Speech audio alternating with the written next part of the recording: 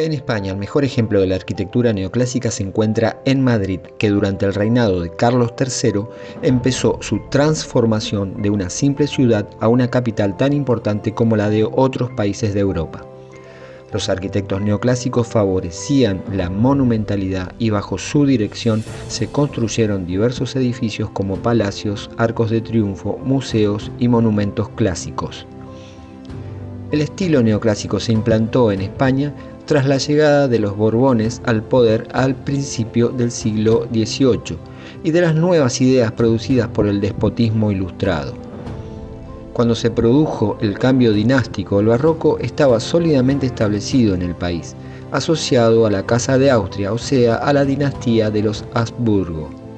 A partir de entonces entró en una fase menos ornamentada y más austera que sería precursora del movimiento neoclásico que empezó a mediados de la centuria.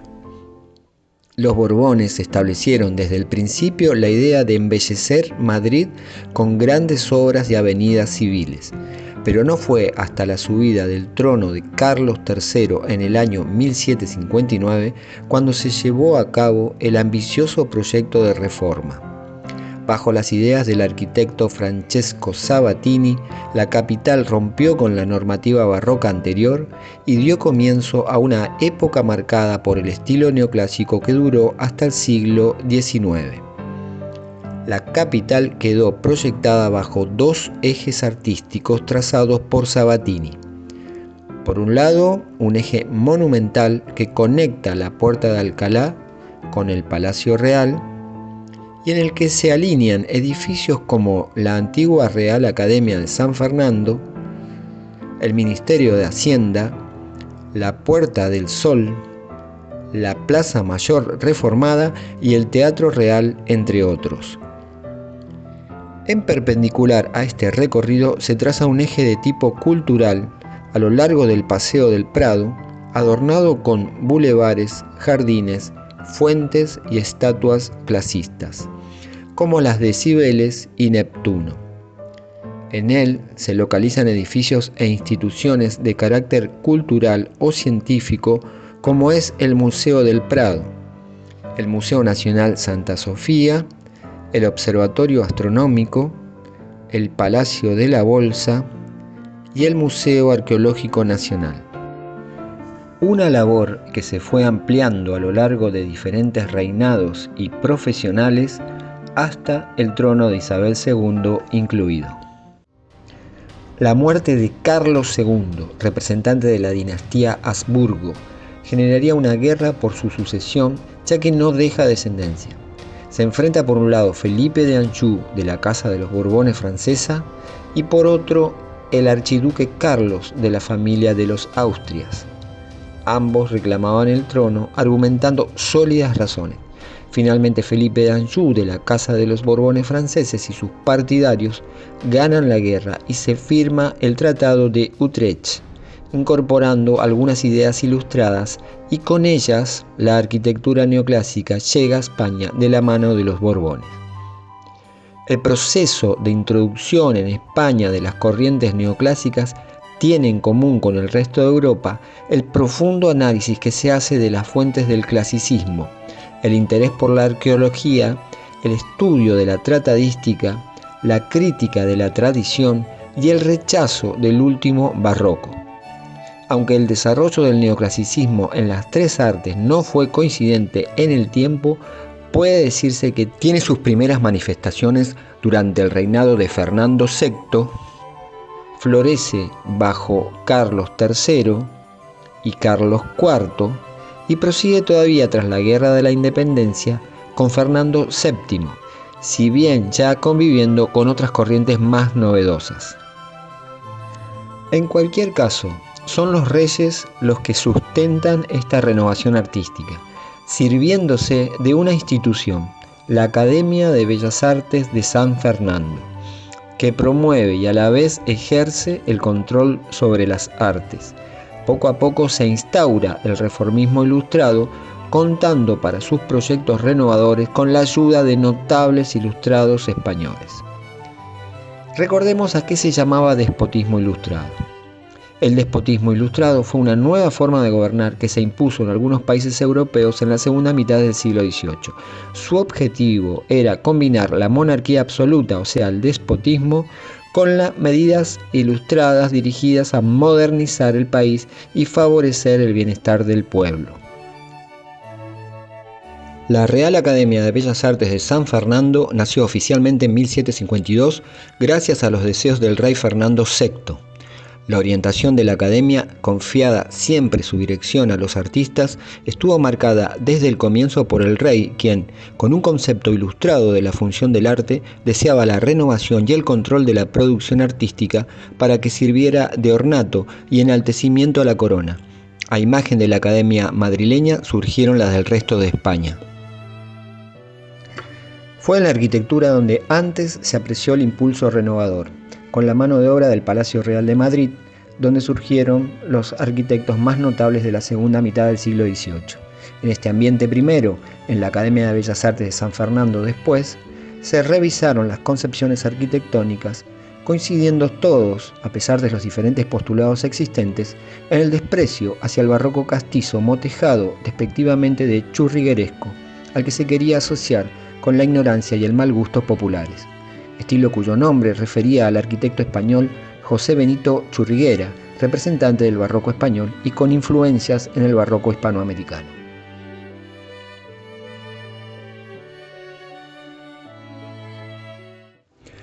En este periodo del neoclásico español vamos a centrarnos en tres arquitectos, los más relevantes por sus obras realizadas y por sus aportes renovadores. Estos serán Ventura Rodríguez, Francesco Sabatini y Juan de Villanueva. Se destacará por la cantidad de obras que construye y por el control que sobre la arquitectura de toda España ejerció desde la Academia y desde el Consejo de Castilla.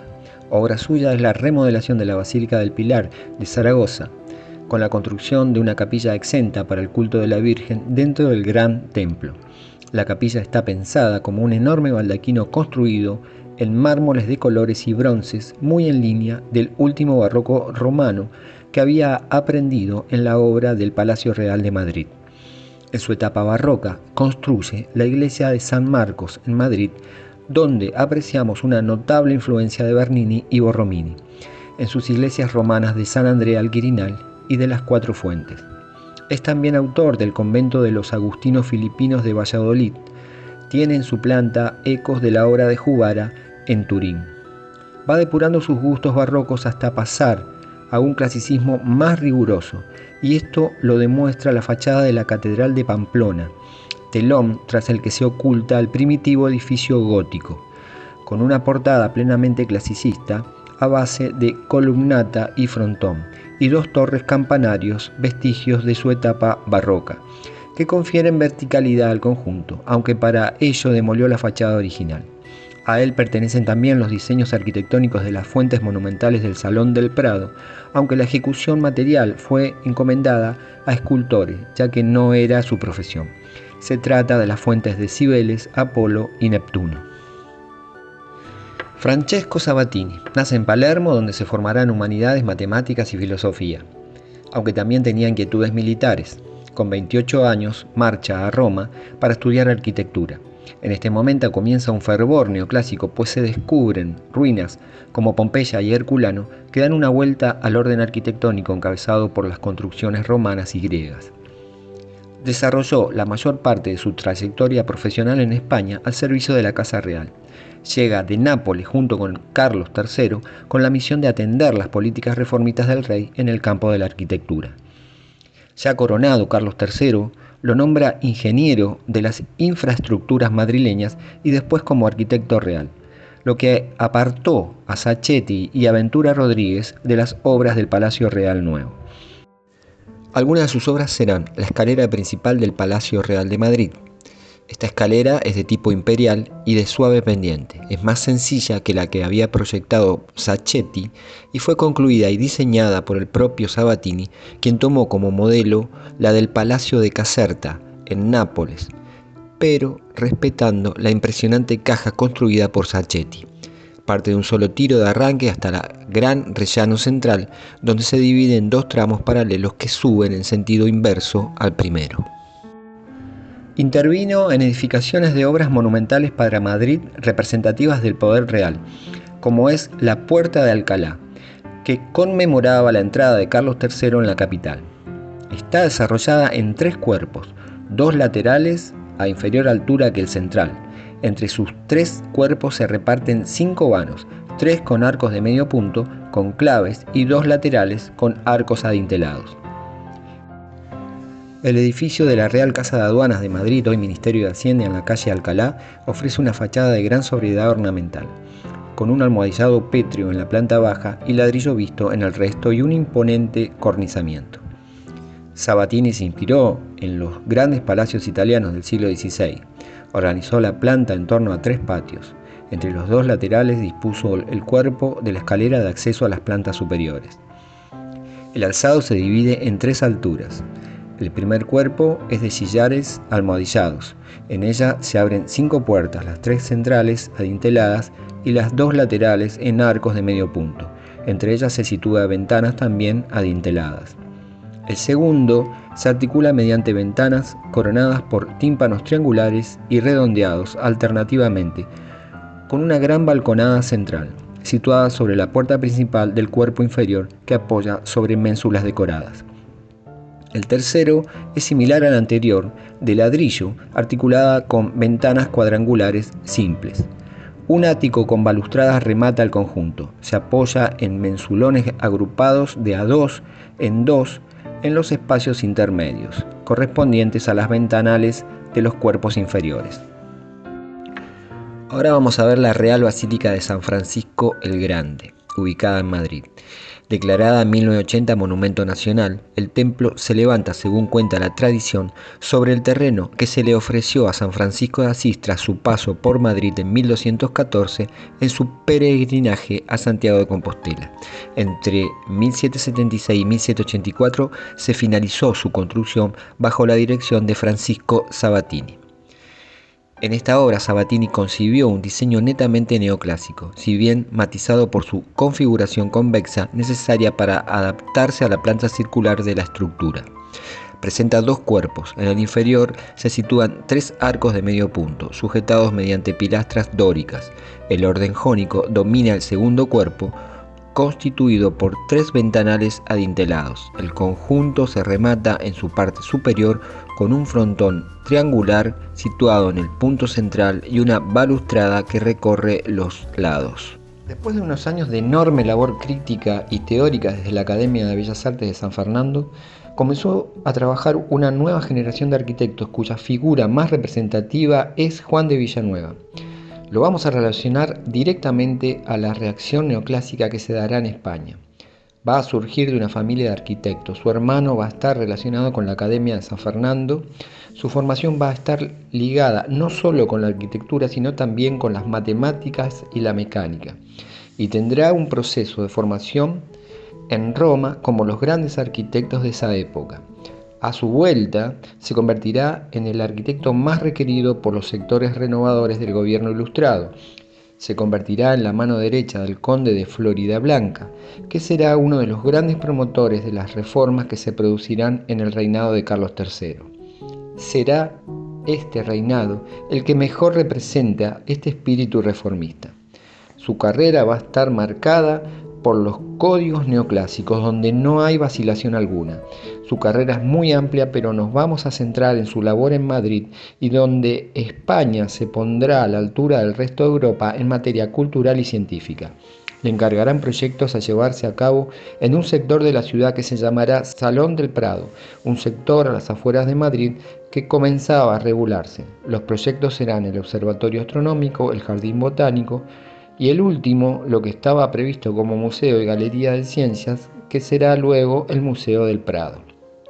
En el Observatorio Astronómico, la idea que emplea Villanueva en este edificio es en un pequeño templete, es decir, un templo del saber, con todas las características. Tiene un pórtico, tiene sus alas, tiene una cúpula que se convierte en mirador en el cual se coloca el telescopio de un gran avance científico para la época. También hay una influencia y una evocación hacia las obras de Palladio. Pero su gran proyecto, su obra maestra, será el Museo y Gabinete de Ciencias, que luego será el Museo del Prado. como una prolongación del proyecto del Jardín Botánico también realizado por él. En un principio el edificio no tenía un carácter de exhibición, era más bien un espacio para aclimatar las plantas del Jardín Botánico, de plantas que venían de América o del sudeste asiático. Estas tenían una gran relevancia porque constituían la materia prima para elaborar las medicinas de la época. El edificio tendrá dos programas. Por un lado, la función de laboratorio de investigación conectado al Jardín Botánico y por otro la parte expositiva de los museos. Villanueva resuelve de gran manera estos dos programas, que aparecen como poco compatibles entre los dos.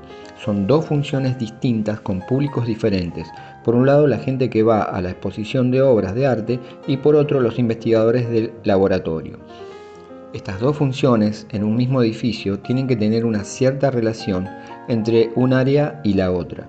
Lo consigue planteando dos entradas y aprovechando el desnivel existente en el terreno. Genera dos niveles. El inferior, donde se llevan a cabo las funciones de investigación y laboratorio, conectado con los usos relacionados con el jardín botánico. Y el otro nivel, por encima de este, con otra entrada al nivel de calle que alberga el museo propiamente dicho. Hay una tercera pieza que es este elemento transversal, que sería un espacio donde convergen ambos mundos y se conectan entre sí, y que da a la calle con una imagen de basílica hacia el Paseo del Prado, sector que se estaba urbanizando. Acá apreciamos la planta superior vinculada al museo, con acceso por la fachada norte, planta inferior vinculada a la zona de gabinetes donde se accede por la parte inferior por la fachada sur, y la tercera pieza donde se conectan ambos niveles. Esta es una imagen de la época. El edificio sufrió varios problemas. En 1808 fue utilizado por las tropas de Napoleón como cuartel, fue bombardeado, saqueado y tuvo que reconstruirse. Vemos la fachada norte, llamada Puerta de Goya, con sus columnas de orden jónico y un gran manejo de juegos de volúmenes. El espacio central se resuelve con un gran pórtico que evoca la idea de un templo del saber, resuelto con columnas toscanas. El otro extremo, la fachada sur, llamada Puerta de Murillo, la resuelve con un orden corintio y es la fachada que peor funciona desde el punto de vista compositivo. El problema que tiene que resolver Villanueva es que el acceso está por debajo, pero en esta parte del edificio toma la altura de dos plantas que deben ser agrupadas en una sola fachada, y el pórtico de columnas corintias queda un poco desconectado. En este corte vemos el tercer cuerpo, el basilical, con la fachada llamada de Velázquez con forma de basílica, para reunir a los miembros de la academia y a la cual se accede desde la parte inferior, pero que tiene su asome desde la parte del museo. Es un cuerpo de conexión y Villanueva lo resuelve de gran manera. El interior del museo está marcado por unas bóvedas de cañón corrido que evocan el pasado clásico y muy transformado en los años siguientes. Hay una gran iluminación cenital y una serie de bóvedas que se rematan al fondo con una rotonda. Es la mejor obra de Juan de Villanueva y probablemente el mejor edificio de Madrid y a la vez el edificio más simbólico de España, el que mejor representa la cultura española. Es un edificio de gran belleza y se aprecian la gran habilidad con que se resolvió los problemas de escala, de relación con la ciudad y de conexión de diferentes programas y circulaciones. ¿Qué nos dice la arquitectura neoclásica? De acuerdo con su contexto histórico, cultural y político, la arquitectura neoclásica nos habla de progreso. Este estilo capturó la esencia de su época, de cambios y revoluciones, no solo en lo estético, también en lo social. La búsqueda por la libertad de pensamiento, el alejamiento paulatino de la religión, la seriedad política y el compromiso por la expansión de la cultura dio como resultado una arquitectura elegante, pulida, estricta en su belleza y una exploración de la capacidad humana como un colectivo social. Llegamos al final de este video y espero que les haya gustado. Los invito a que se suscriban a este canal para poder seguir creciendo y a que vean el próximo video dedicado al urbanismo del siglo XIX.